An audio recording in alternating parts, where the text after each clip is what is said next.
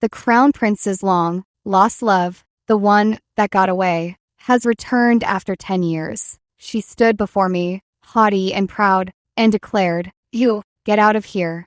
I lifted my skirt and stepped into the carriage, smiling back at her. "I'm afraid this position is no longer yours to reclaim. I am the candidate for crown princess." Groomed for a decade by the Duke of Dingwa's mansion, the crown prince has reached the point where he will marry no one but me, and even the emperor can do nothing about it. After all, my family background, appearance, and intellect are second to none among the imperial maidens. The final round of the palace examination was attended only by the emperor, empress, and crown prince. The emperor asked me, "If you were to forsake everything from the duke's mansion, solely to be with the crown prince, would you be willing?" This subject is willing. The Duke of Dingwa was exceedingly pleased with my answer. The duke holds military power, which makes the emperor deeply wary. Gazing at my face, the duke laughed heartily. "Splendid, marvelous, heaven has pitied me and bestowed you upon me." I was rescued by the Duke of Dingwa from among the refugees. He arranged the burial of my parents and brothers, adopted me as his daughter, and publicly declared me the legitimate daughter of the Duchess, who had been sent to the countryside in earlier years due to poor health. I knelt to the ground. "It is I who must thank you, Father, for giving me a new life. Good, we have planned for 10 years, all for this very day." At the spring banquet, the crown prince saw me for the first time. He stared at me for a long while before slowly asking, "Do you know Jin Yuding, the legitimate daughter of the earl's mansion?" I shook my head and looked at him in confusion. "You look so much like her, though she has a birthmark between her brows, shaped like a lotus flower, which adds a touch of charm." I replied with slight shyness, "I have only recently returned to the capital. Did that elder sister not come today?" The crown prince shook his head, somewhat dejected. "She avoids me,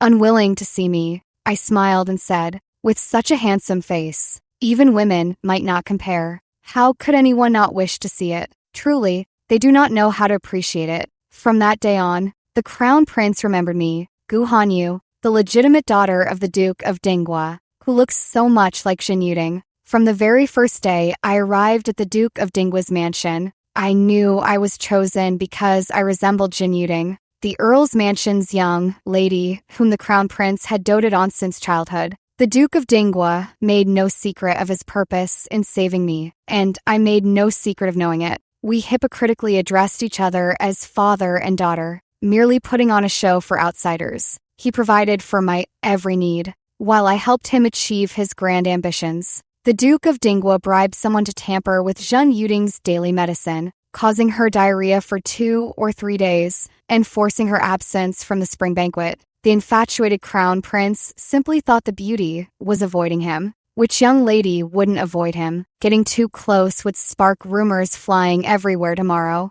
and a slight misstep could implicate her family. But not me. I had no idea he was the crown prince. I only took him for a wealthy young master. This chestnut stewed chicken was prepared by the imperial chef. Please try it. The crown prince thoughtfully picked up a piece of chicken and a chestnut. I smiled faintly and said, "Thank you for your kindness, young master, but I prefer chestnut stewed chicken without the chestnuts." The crown prince paused, then tentatively picked up a braised prawn, saying, "This dish is rich but not greasy."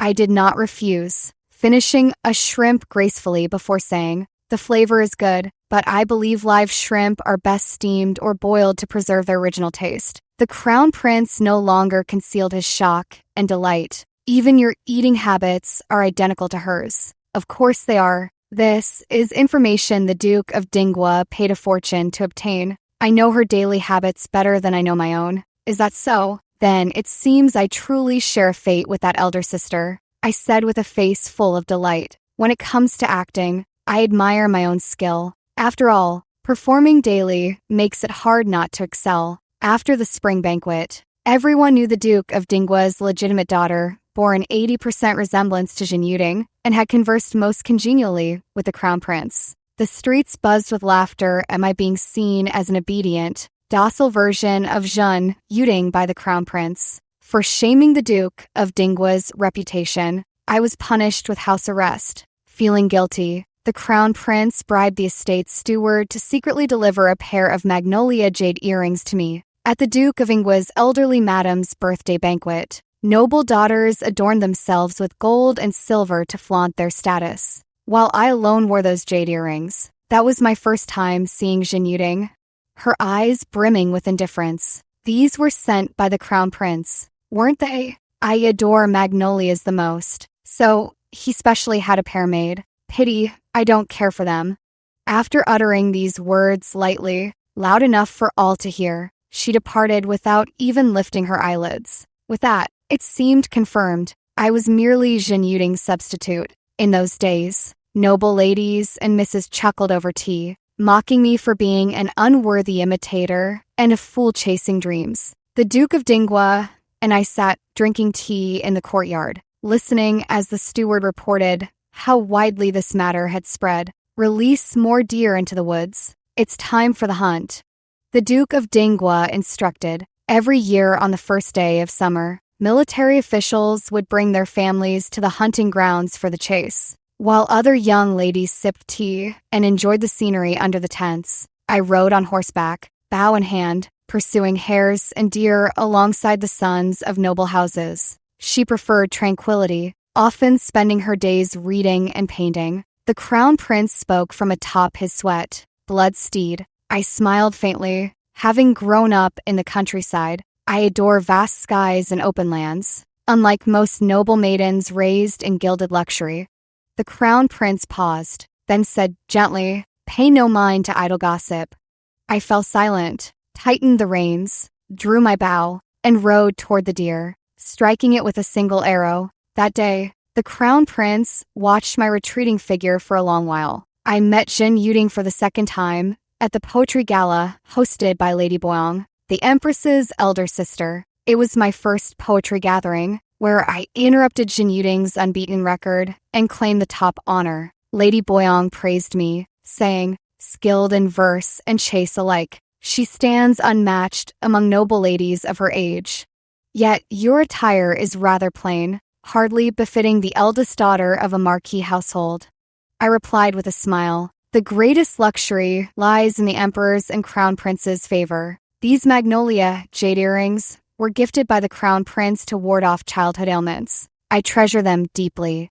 Magnolias are elegant, and plain attire complements them best." Lady Boyong had naturally heard of the earrings' origin and said with a smile, "Excellent, simple, elegant, and pure. They suit you well. Someone, fetch my jade hairpin." Lady Boyong called me to her side and pinned the hairpin in my hair. The white jade was simple and elegant, the green jade pure, while the accompanying purple jade resembled a wisp of smoke, adorned with a few golden leaves to highlight its nobility. This was bestowed upon me by the Empress Dowager, the only one of its kind in the world. Today, it seems to pair perfectly with your earrings, so I gift it to you. As the poetry gala guests dispersed and I passed by Jin Yuding, I murmured, "Magnolias are not only noble and pure but also attract blessings. There exists a type of person in this world who, rather than swiftly capturing their prey, savors the process of watching it fall into the trap.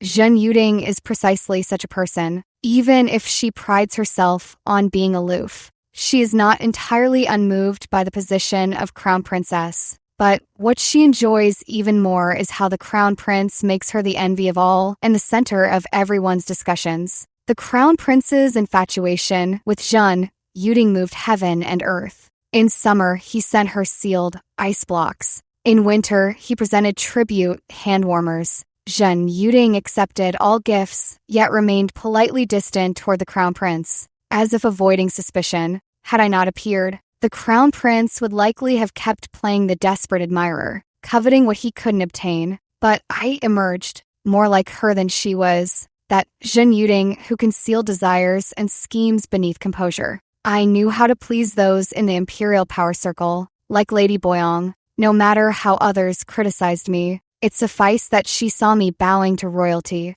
submitting dutifully to the Crown Prince, and basking in his favor. Zhen Yuding's greatest folly was captivating the crown prince's soul while slapping the dignity of other royals. After that day, with Lady Boyang's backing, none dared gossip recklessly, and I became the most sought after guest at every capital banquet, whether polo, pitch, pot, poetry galas, or flower arranging. I handled all with flawless grace. Day by day passed. Unchanged was my firmly secured imperial favor. The magnolia jade earrings and jade hairpin. I wore them from summer until the beginning of autumn, the day when noble women of meritorious families paid respects to the empress. The empress looked at my attire and smiled. Han Yu has a pure elegance, but you ought to have some splendid garments to reflect the Marquis estate's nobility. I bowed respectfully and said, my father often reminds us that wealth is external, and greed brings no benefit. He teaches us to value suitability over mere extravagance. Everything the Marquis estate possesses is by imperial grace, and we dare not overstep. Remembering this daily, the empress was pleased, saying, truly as sensible as your sister described. Upon leaving the palace, she gifted me a carriage of jewelry and accessories, instructing the senior maid to convey, a young lady of your blooming age ought to dress with more delicate charm. Zhen Yuding naturally attended as well, though by family rank, I was seated above her. The empress's attention is limited. She would not spare time to look twice at the same face. After autumn arrived, Lady Boyang hosted a banquet at her residence, inviting nobles to feast on crab, admire chrysanthemums, and compose poetry. The crown prince was also present this time. Zhen Yuding, whose spotlight I had stolen at the last poetry gala, had switched to painting this time, rendering chrysanthemums with exquisite elegance. The crown prince praised. Miss Yuding's artwork would not pale even when compared to that of a national master. Zhen Yuding modestly thanked the crown prince while casting a haughty glance my way, as if saying, see, with just a flick of my finger, the crown prince comes running, following her gaze. The crown prince also looked at me. This time, I did not wear the magnolia jade earrings he had given me, opting instead for jewelry and attire gifted by the empress. The crown prince's expression instantly turned somewhat forlorn, as he knew well how dearly I treasured those earrings. Miss Han Yu, do you paint? My aunt tells me your literary talent is exceptional. The crown prince finally could not resist asking. I looked up with a faint smile. No, before Sister Yuding, I would only be showing off my meager skills. Zhen Yuding was thoroughly pleased, holding her head high as she boarded her carriage when the guests dispersed, nearly missing a step. On a crisp autumn day, the Duke of Dingwa and I went fishing in the suburbs and caught many fresh, lively fish. The Duke ordered a basket of fish to be sent to the Crown Prince, along with a calligraphy copybook the prince had been searching for. The next day, the Crown Prince returned the copybook. It turned out the steward had been careless. What was sent wasn't the copybook, but a painting titled Autumn Harvest. The steward knelt on the ground, saying, the Duke instructed me to fetch a scroll from the study, but I mistakenly took the wrong one due to my poor judgment. The Crown Prince wasn't angry. However, it's no trouble, he said. My visit today is to inquire about the origin of this painting. It is truly a masterpiece. The Duke smiled and replied, it was painted by my daughter, Han Yu, after our fishing trip, depicting the harvest scenes of the rural households. I hope it hasn't amused you too much, Your Highness. The Crown Prince looked delighted. You are too modest, Duke. Miss Han Yu's painting skills rival those of the masters. I am fortunate to have seen it today, a true feast for the eyes. If the opportunity arises in the future, I would certainly like to seek her guidance. After viewing that painting, the Crown Prince found himself preoccupied with thoughts of it. He kept finding excuses to visit the Duke of Dingwa's mansion every few days, searching for calligraphy copies, practicing archery, or playing chess. But as autumn brought heavy dew and strong winds, I caught a cold and was unable to receive visitors. So I never met the Crown Prince. Bored during my illness, I needed some distraction and ended up painting a few pieces. They were nothing special, just autumn chrysanthemums, maple leaves, migrating wild geese, and a woman gazing out the window while convalescing. The Duke of Dingwa, who doted on his daughter, hung these paintings in his study and looked at them daily as if seeing me in person. Thus, the Crown Prince commented on everyone, and the more he praised my art, the more eager he became to meet me. Figuring the timing was right, the Duke of Dingwa began widely inviting guests to his wife's birthday banquet at the start of the month. Apart from the finest banquet seating, the event featured numerous activities and prizes to ensure all guests enjoyed themselves thoroughly. The painting competition prize was a work by Ni entitled Autumn Dwelling in Empty Mountains, which Jin Yuding had copied multiple times. Naturally, she participated most enthusiastically and, unsurprisingly, received unanimous praise from the guests. Yet the Crown Prince never nodded. He gazed at the painting for a long time before asking, "Does Miss Hanyu not paint?" I cover my mouth with a light cough. I wouldn't dare embarrass myself. And besides, I haven't fully recovered yet. Jin Yuding's face turned extremely sour. For the first time, she saw the Crown Prince show a hint of disappointment toward her and timidly asked, "Your Highness, do you think my painting is not good enough?" Only then did the Crown Prince realize his beloved was upset. What Miss Yuding paints is naturally exquisite. After the guests dispersed, the Duke of Dingwa and I looked at several paintings in the study. I smiled and said, trading a painting by Ni for the result that she is no longer the Crown Prince's top choice. It was worth it.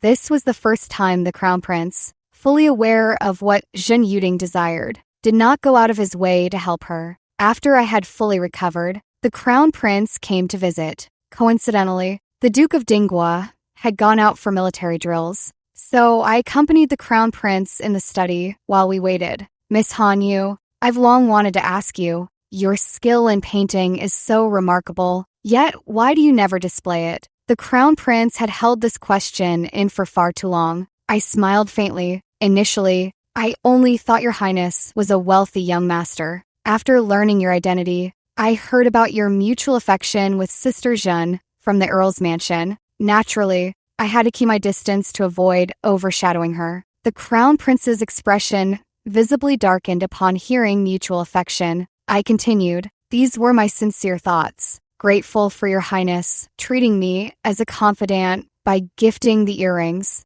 I felt compelled to speak honestly. I do understand propriety, though I share 80% resemblance with my sister. Precedence matters in all things. Even if I were interested, I wouldn't seize another's beloved simply because of similarity. I hope your Highness understands." The Crown Prince, being perceptive, recognized my interest extended beyond just that painting. "Miss Hanyu, if you had two sisters identical in appearance, age, and intellect, one aloof and distant, the other open and willing to be close, which would you choose?" The Crown Prince asked after my words. I laughed. "Naturally the latter. I'm not foolish enough to choose hardship for myself." The Crown Prince also laughed heartily. "Neither am I foolish." That day when the Crown Prince left, he gifted me a mutton, fat jade bracelet, saying, "There's only one like it in all the world."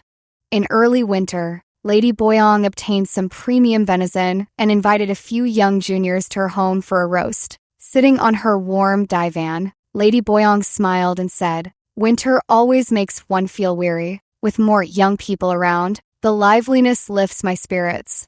I glanced around. The room was full of noble, born daughters of similar age, likely connected to the Crown Prince's consort selection. "Yuding's bracelet is so translucent. It suits you well." Lady Boyang's eyes immediately fell upon the bracelet on Jin Yuding's wrist. Jin Yuding smiled and said, "You have an excellent eye, madam. This was a birthday gift from the Crown Prince."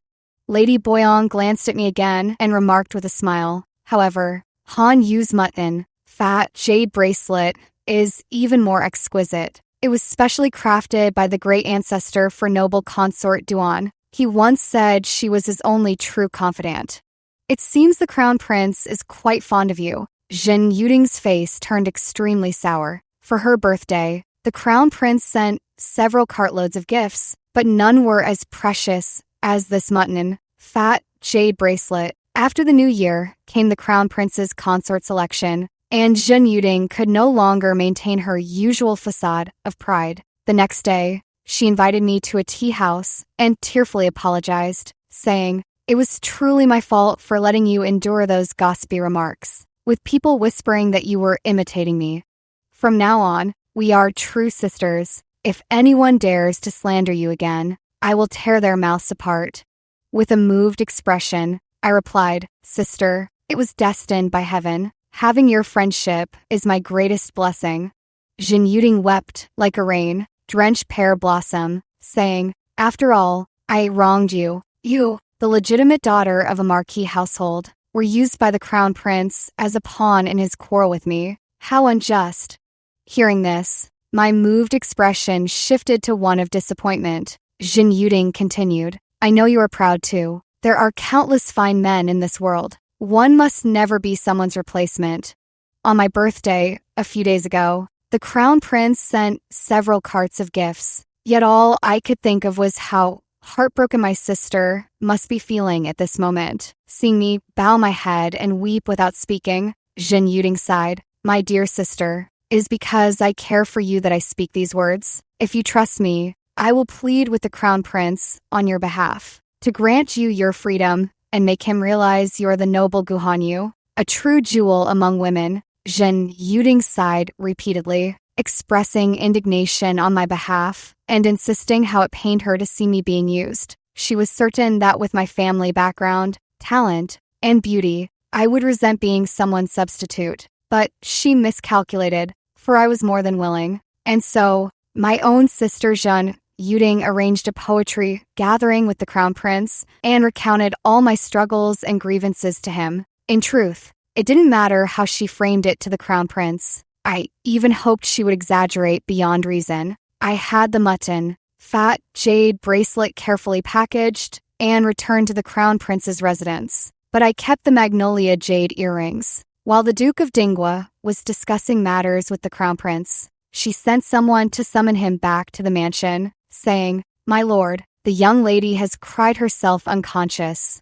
By the time the Crown Prince followed the Duke back to the mansion, I had just woken up. Weakly, I knelt on the ground to pay my respects to the Crown Prince. Hanyu never expected to see the Crown Prince again. Tears welled in my eyes, yet a faint smile touched my lips. You probably never wished to see me again. I've been too forward." Perhaps the Crown Prince recalled Zhen Yuding's words. I struggled to hold back my tears. "As long as your highness and elder sister remain devoted to each other, whether it's the one of a kind bracelet or the one and only Crown Prince, Han Yu is willing to heed sister's words and return them to her."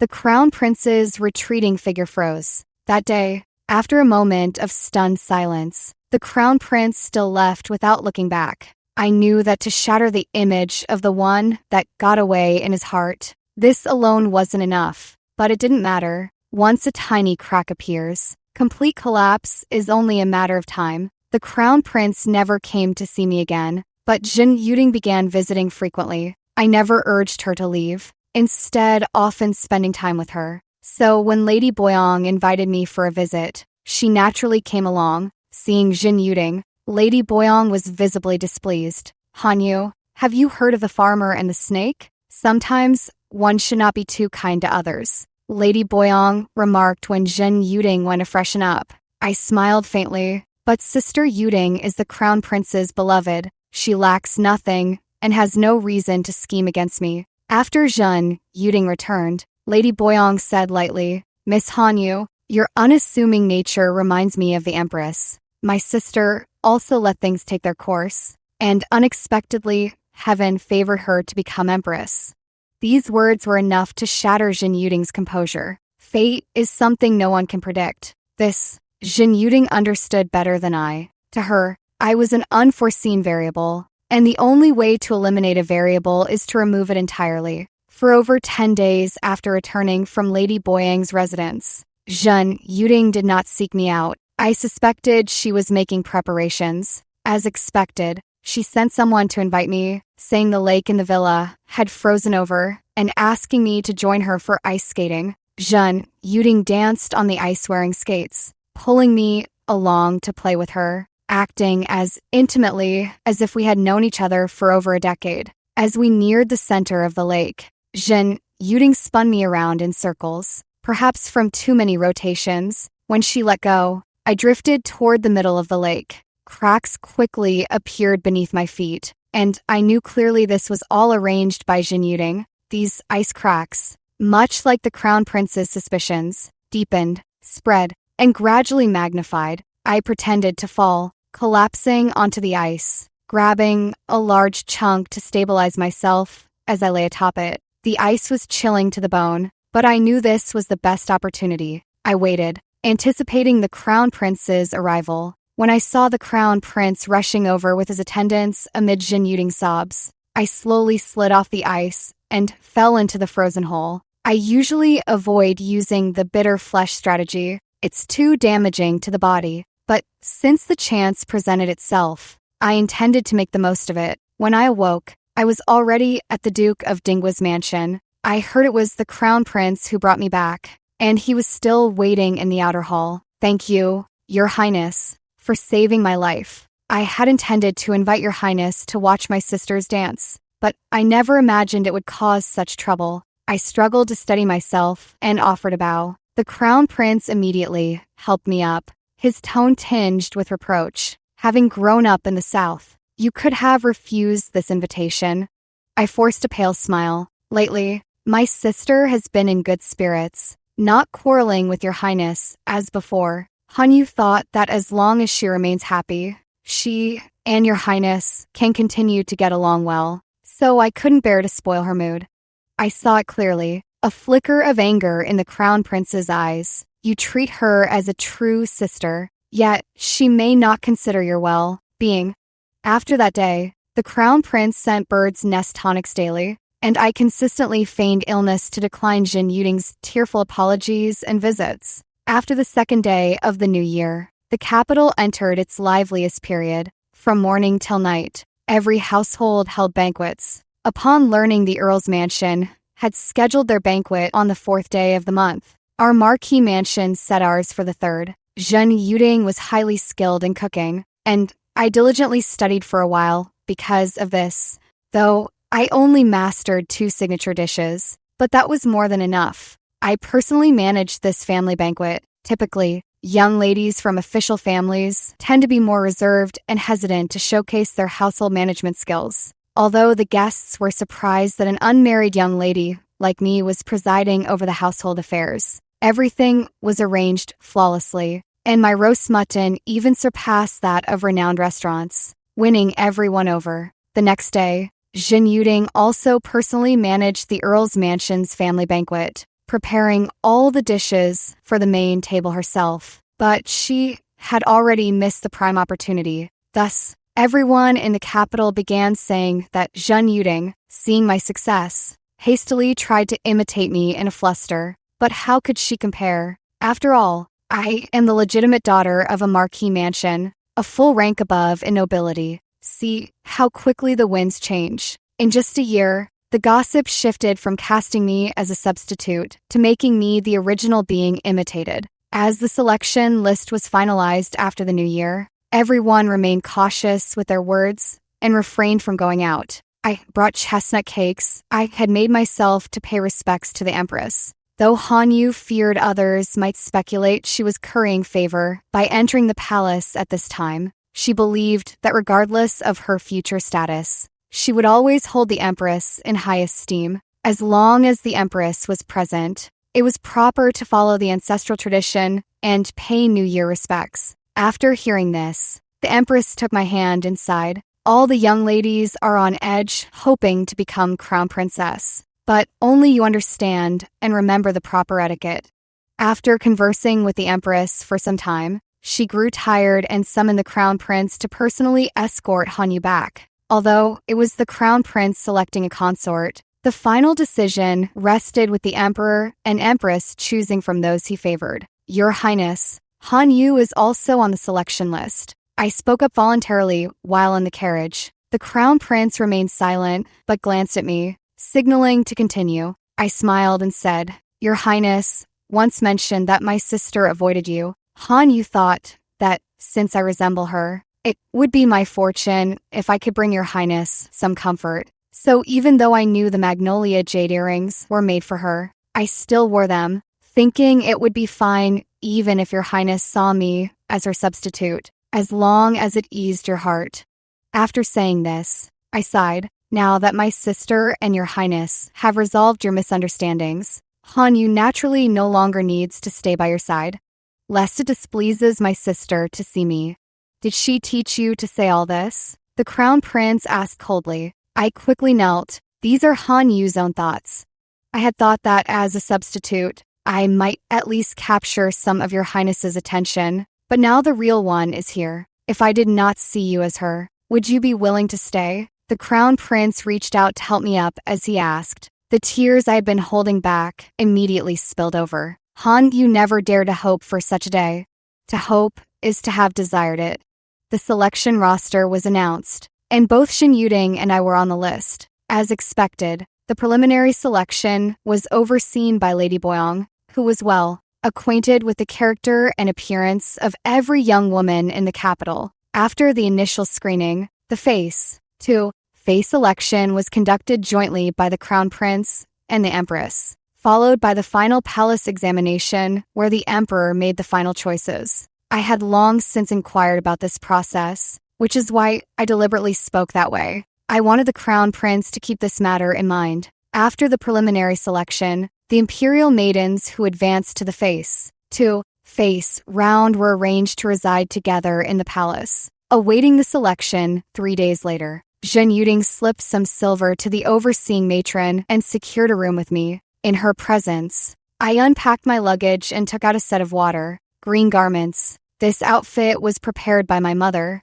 who said the Empress favored green, and the style was Lady Boyang's favorite, reportedly popular in the palace. Even the matching hair ornaments were previously bestowed by the Empress herself. Zhen Yuding laughed and said, "Then wouldn't younger sister be a sure winner wearing this?" I also smiled and replied, "Elder sister, have you forgotten? We agreed earlier that I wouldn't stay by the Crown Prince's side, so I thought, why don't you wear this instead? When you become the Crown Princess in the future, it will bring honor to me as well."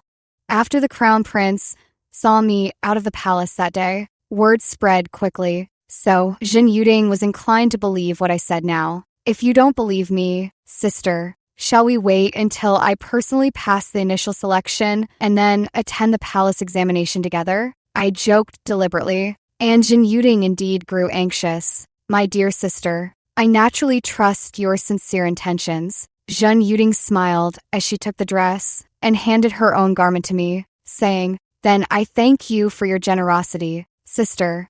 On the day of the initial selection, the imperial maidens were divided into groups led by several senior court ladies. Zhen Yuding and I were not in the same group. Before leaving, she watched me put on a lotus pink dress and left reassured with a smile, wearing that green dress almost identical to the one I wore when I first met the Crown Prince at last year's spring banquet. As for me, while waiting, I changed into the magnolia jade earrings I had been holding in my hand all along. If Zhen Yuding hadn't worn that dress, I wouldn't have been entirely confident, but she did wear it, eager to prove her devotion to the Crown Prince. Perhaps the Crown Prince's affection for me wasn't that deep, but the more Zhen Yuding wanted him to leave me, the more he resented it. He is the Crown Prince. Since when do others get to worry over his decisions? As I expected, when the Crown Prince saw Zhen Yuding wearing that outfit, he wasn't particularly delighted. His eyes were filled with disappointment.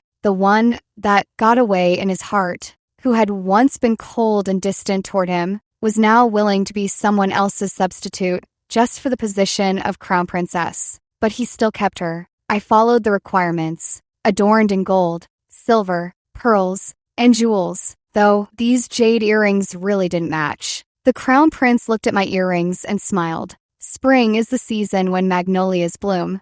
I was kept as well. I willingly wore the earrings that originally belonged to Zhen Yuding, acting as her substitute, and the Crown Prince was overjoyed. But when Zhen Yuding wore my clothes and imitated my manner of dealing with people, the Crown Prince grew angry. The face selection ended with only 4 imperial maidens chosen. They could now return home to wait for the palace examination, which was still a month away. When I arrived home, the steward reported that rumors had spread throughout the capital. Miss Jeanne would stop at nothing to become crown princess, even stealing our young lady's garments to trick the crown prince into mistaking her for Gu Hanyu. I glanced at the Duke of Dingwa, sipping his tea, and smiled. I suppose this is father's handiwork. The Duke laughed heartily, merely a matter of spreading some silver coins.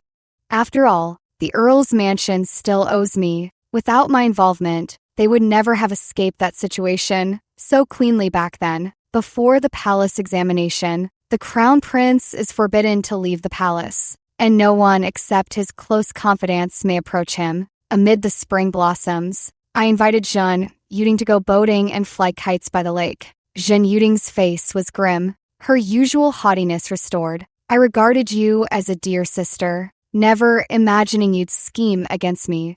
Feigning ignorance, I asked, "What do you mean, sister?" Jeanne Yuding sneered. "I've become the laughing stock of the entire capital. You must be delighted, little sister. I thought you kindly gifted me those clothes, but it turns out you took me for a fool."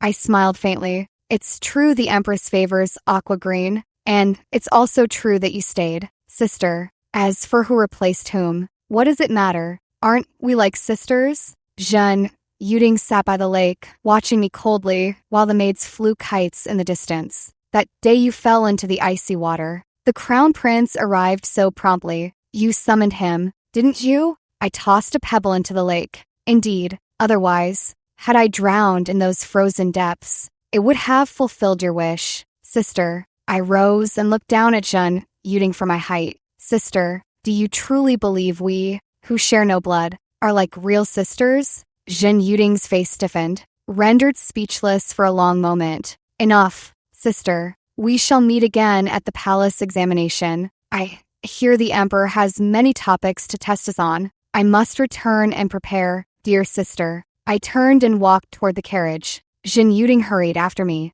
"You've been preparing all along, haven't you? Playing the delicate, devoted girl. It was all your scheme." I looked at Jeanne Yuding. Her eyes blazed with fury now. Her lovely features contorted as if she wished to skin me alive. "Yes, I admit it. I will expose your schemes and make the crown prince see your true nature. Don't even think about becoming the crown princess. That position has always been reserved for me. Only I can make him worry and care deeply. And you better stay far away." Jeanne Yuding completely disregarded her image, shrieking hoarsely. I lifted my skirt and stepped into the carriage, smiling at her. "Sorry, but this position is no longer yours to reclaim. What kind of close sisters are we? In this world, there's no such thing as family just because you say it. The Duke of Dingwa and I are father and daughter by blood. So what? I still look forward to the day his mansion crumbles." I had disturbed Jeanne Yuding's mind. Every day, she thought only about how to expose me when she saw the crown prince. Meanwhile, I spent my days nourishing my beauty, correcting my posture, and learning how to respond to the emperor. On the day of the palace examination, the Duke of Dingwa personally escorted me to the palace gates, dressed in a slightly worn navy blue robe. His eyes full of concern, he watched as I was led into the palace. In the grand hall, 4 imperial maidens stood neatly in a row according to their family ranks. From left to right, I was the first, Gu Hanyu, the legitimate daughter of Duke of Dingwa's household. Age 17, I obediently knelt and bowed, paying respects to the authorities on the platform. The Duke of Dingwa raises his daughter well, fair in appearance, dignified, and well-mannered. The emperor was quite pleased with his first impression of me. "The Empress and Lady Boyong often praise you for your sensibility and understanding of propriety." I hurriedly knelt again in gratitude, replying, "This humble girl is unworthy. Her Majesty the Empress, as mother of the nation, naturally cares for every subject. Lady Boyong is kind and compassionate. She took pity on me for being raised in the countryside as a child and thus showed concern on a few occasions at banquets. What the emperor truly wished to ascertain was whether the Duke of Dingwa had connections with the Empress and Lady Boyong. The emperor smiled and examined me closely, saying, "The crown prince tells me you excel at painting and are accomplished in poetry and verse." I replied softly, "My father often says he is a rough man, skilled only in warfare, not in letters."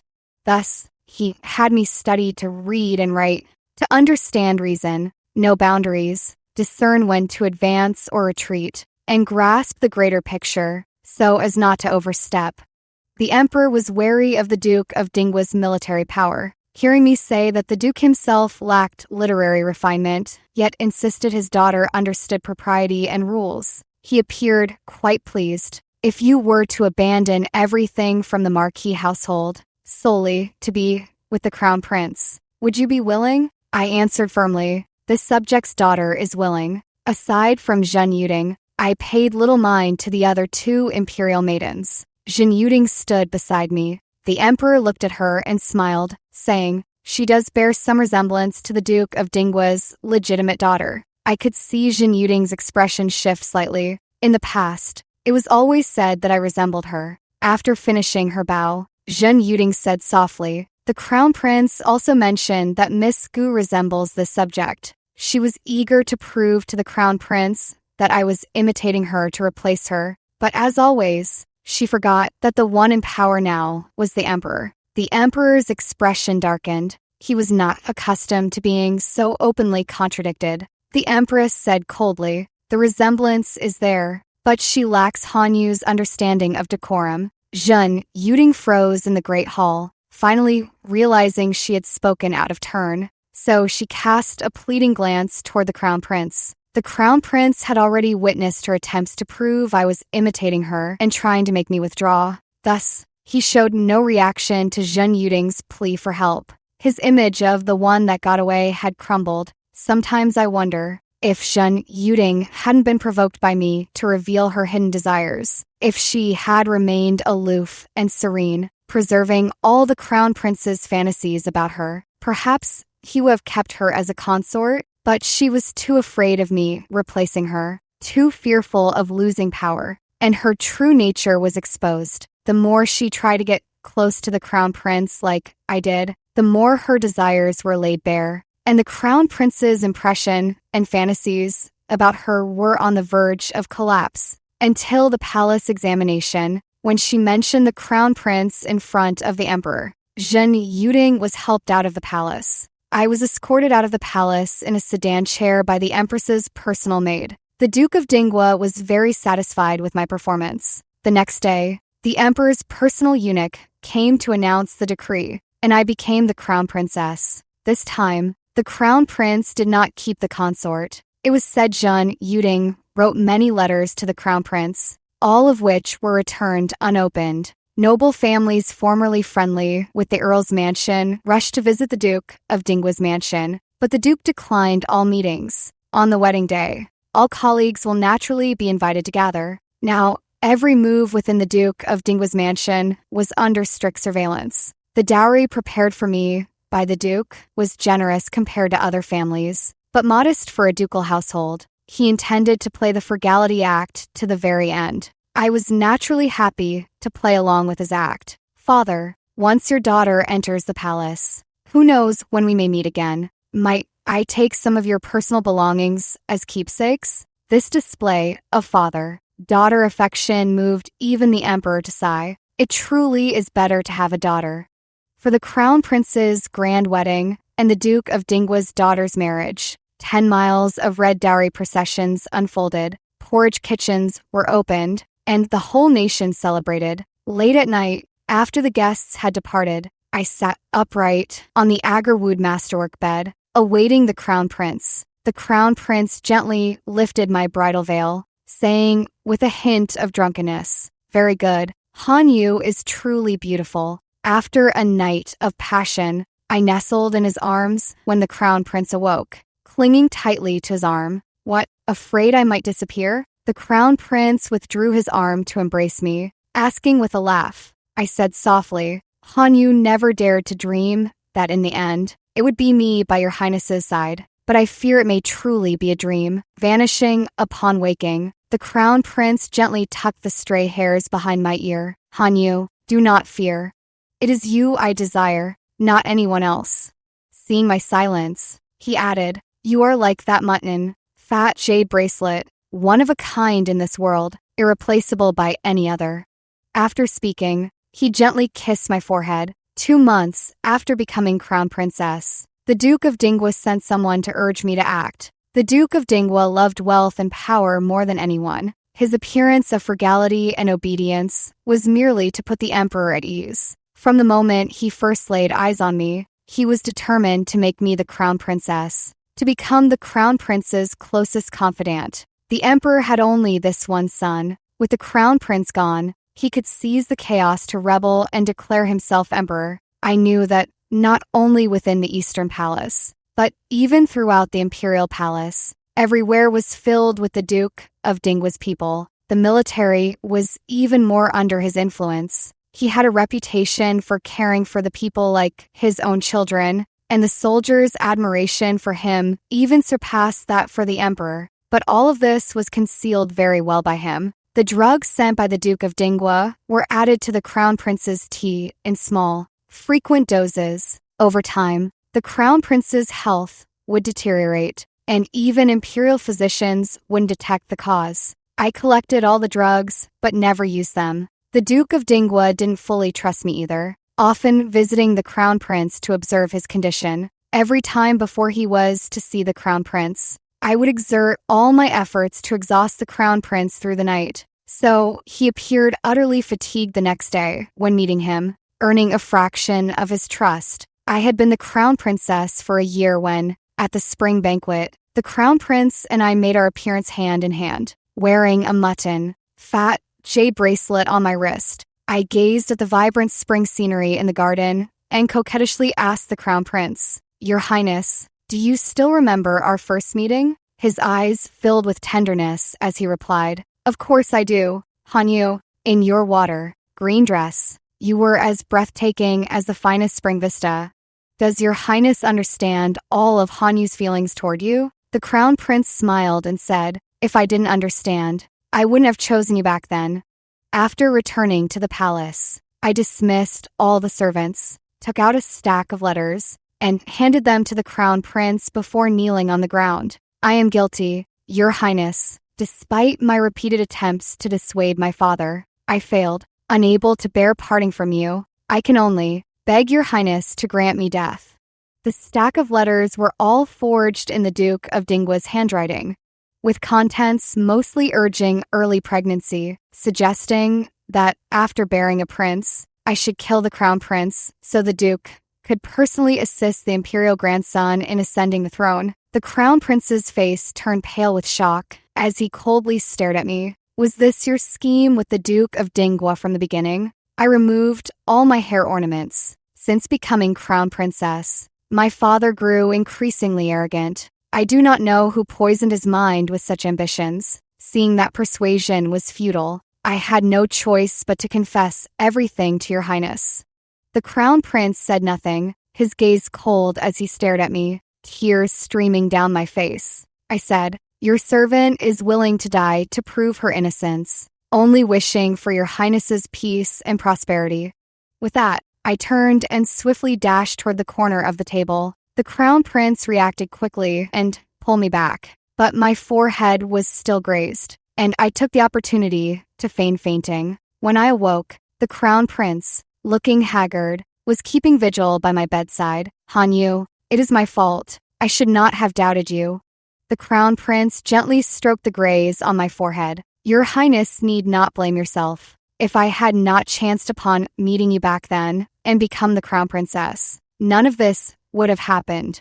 My eyes welled with tears. Struggling to sit up, I knelt on the bed. Your highness, Hanyu understands right from wrong and the greater good. If it ensures the people's peace, the safety of the emperor, empress, and your highness, I am willing to do anything.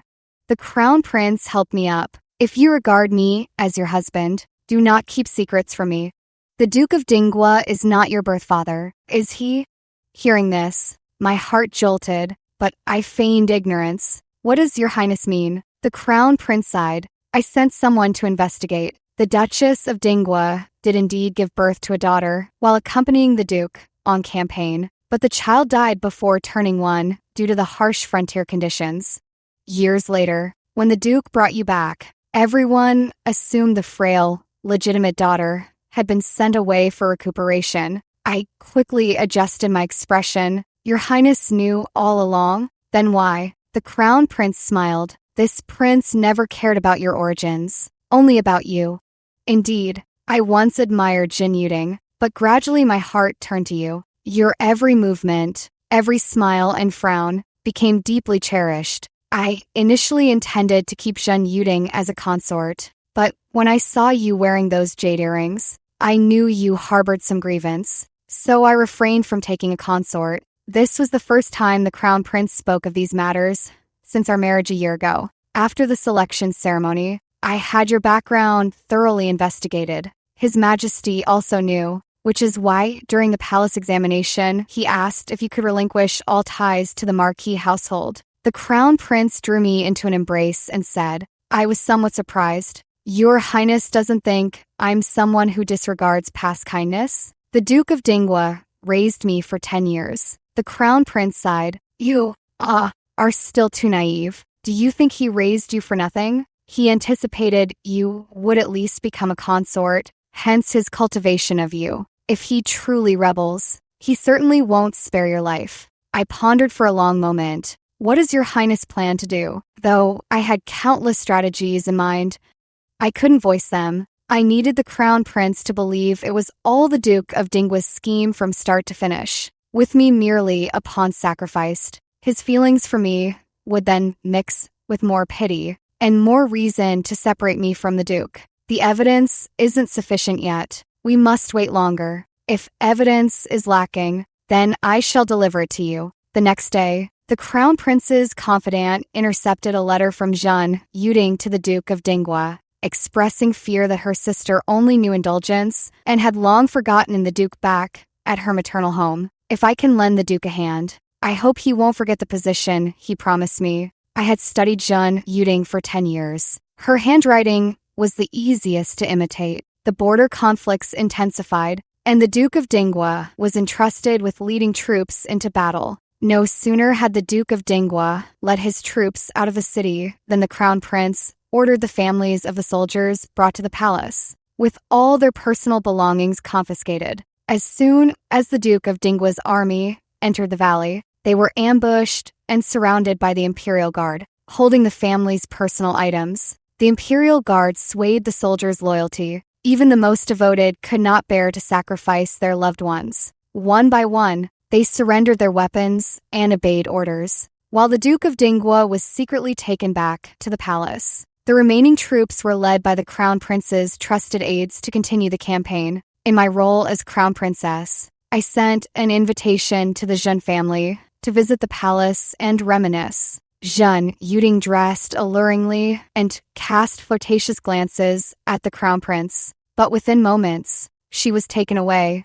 A few days later, news spread to the capital that the Duke of Dingwa had died in battle at the frontier, grieving the loss of an old acquaintance. Jin's father fell ill and passed away. The Crown Prince truly lived up to his title, decisive and swift in action. I knew I lacked the power to overthrow the Duke of Dingwa myself, so I had to eliminate him by using others. The Duke's expectation for me was to become someone close to the Crown Prince. Whether as principal or secondary consort made no difference to him, but from the moment I met the Crown Prince, I knew I had to become his principal consort. I wanted his heart to belong only to me. So, step by step, I shattered Jin Yuding's image in his eyes and smoothly took her place in his heart. I have never been a kind-hearted person. Perhaps I once was, but after entering the Duke of Dingwa's mansion at age 7, that part of me vanished, because I learned that kindness does not always beget kindness in return, and those with soft hearts achieve nothing and exact no vengeance.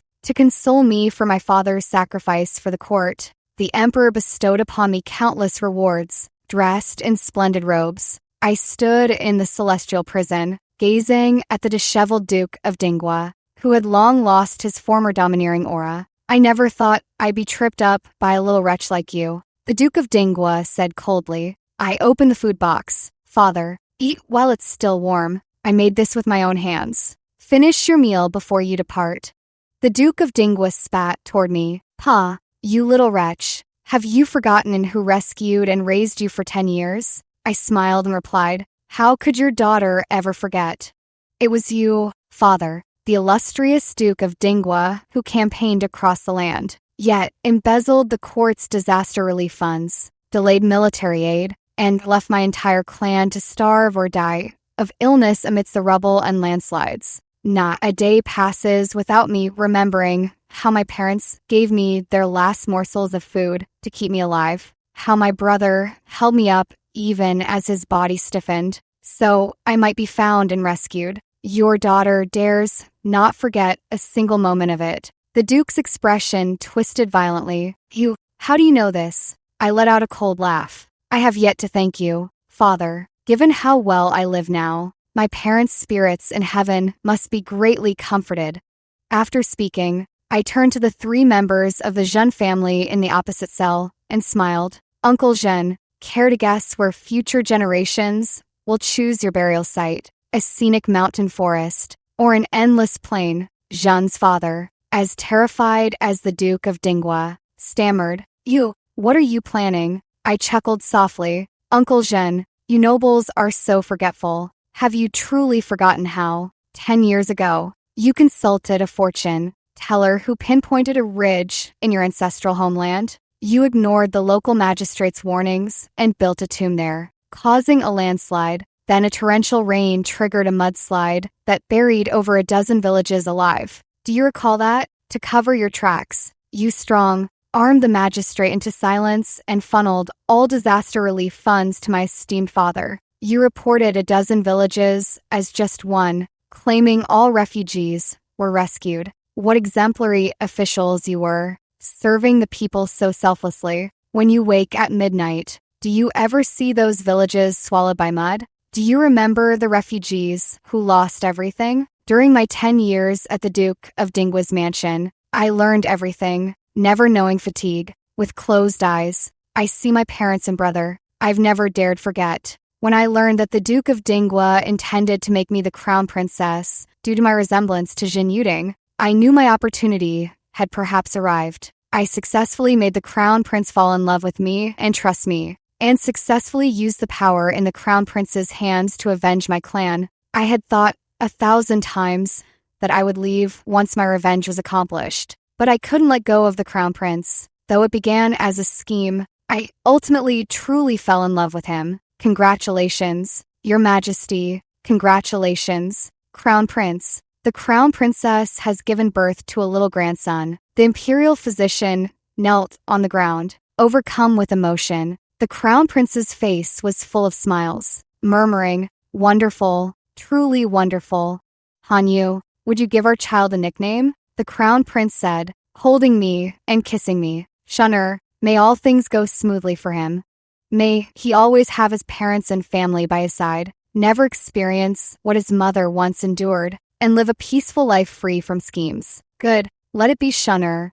Extra, Crown Prince's perspective. Miss Shun has been ignoring me for many days again. Sometimes I get annoyed, but then I think, why should she necessarily admire me? Just because I'm the Crown Prince? Just as I was feeling melancholy, I looked up and saw a woman in aqua, green robes. She looked so much like Miss Shun, yet seemed more approachable. She addressed me as young master, and her smile was utterly captivating. I poured all my disappointment into her, eagerly serving her dishes. But I forgot my status, quickly making her the subject of everyone's gossip. I thought I should at least apologize, so I sent her a pair of earrings as a gift. On the day I met her, the magnolia blossoms were in full bloom, breathtakingly beautiful. Little did I know Jin Yuding would publicly humiliate her, outright claiming the earrings were my doing for her. I wanted to explain something to her, but she rode on horseback,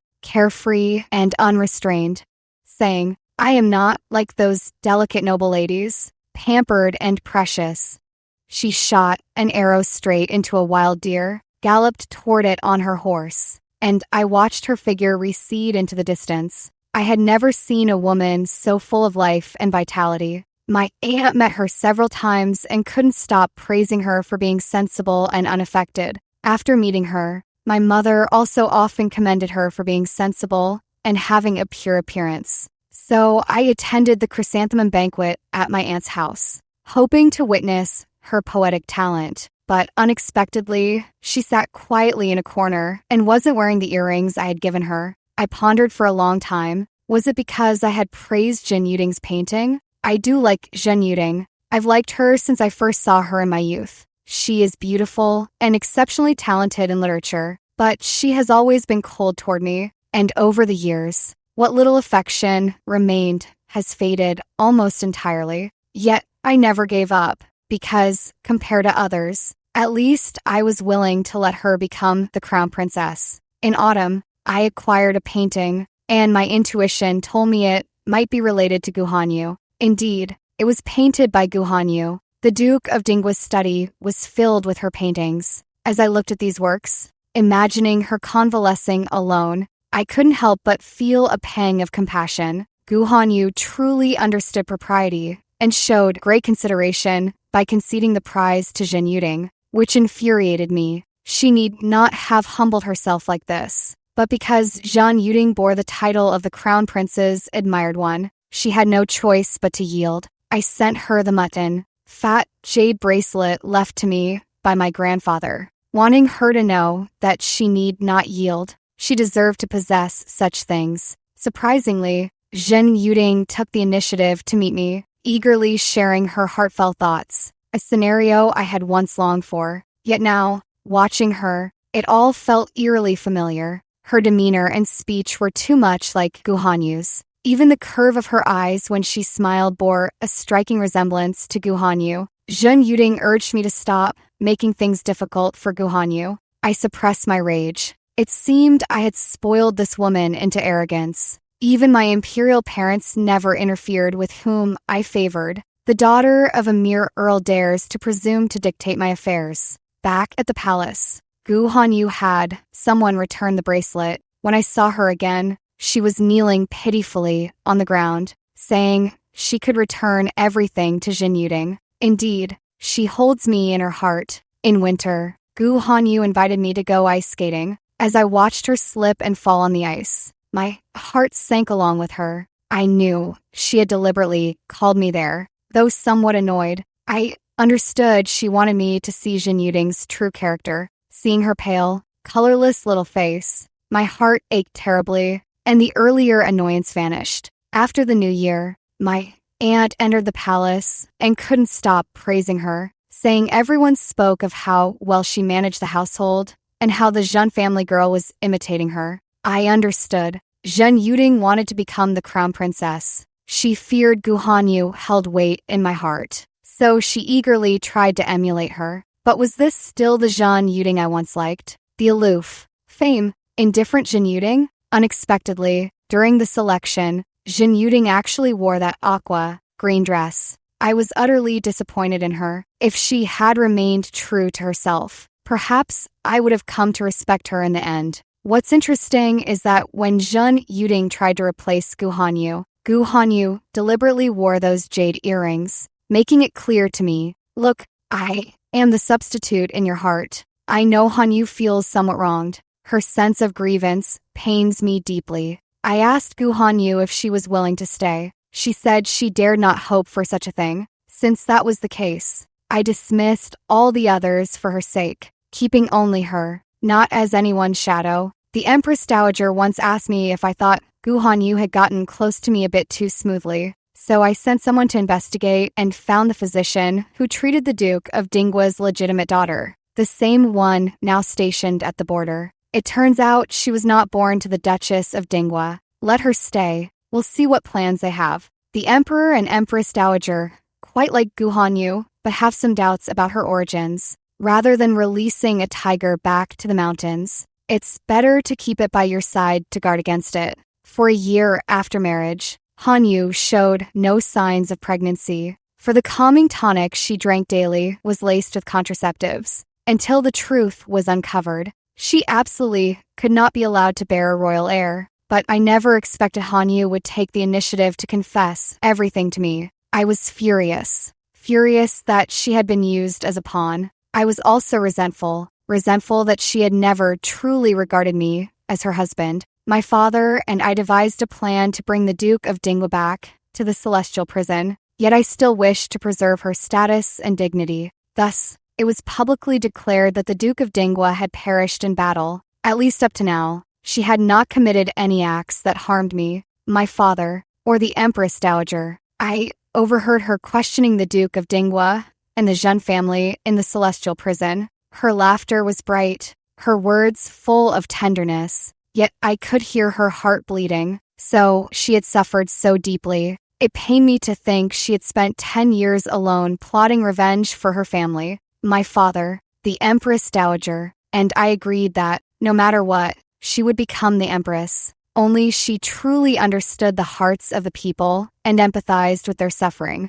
Our child was born, and Hanyu said to call him Shunner. I understood. She wished for the child to have a smooth and fortunate life. She had endured so much hardship over these past 10+ years. She poured all her hopes and dreams into this child. Good, let it be Shunner. I silently vowed to myself, not only the child, but everything about you, your entire life. I will protect you and ensure you thrive.